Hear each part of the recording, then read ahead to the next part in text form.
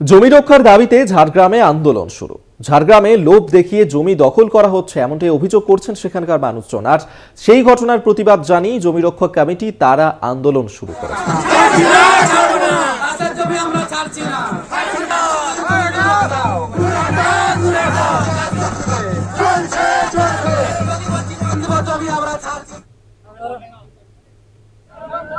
সেই প্রতিবাদ আপনাদের সামনে আমরা তুলে ধরছি। দেখতে পাচ্ছেন যেখানে জমি রক্ষার দাবিতেই ঝাড়গ্রামে এই আন্দোলন, যেখানে ঝাড়গ্রামে সেখানে যে অভিযোগ করছেন স্থানীয় মানুষজন যে ঝাড়গ্রামে লোভ দেখানো হচ্ছে, লোভ দেখিয়ে জমি দখল করা হচ্ছে এমনটাই অভিযোগ করছেন তারা, যার কারণেই জমি রক্ষা কমিটি তারা আন্দোলন শুরু করেছে। এই যে ঘটনা, সেই ঘটনার প্রতিবাদ জানিয়ে তারা পথে নেমেছেন, জমি রক্ষার দাবি তুলছেন তারা তাদের এই আন্দোলন থেকে।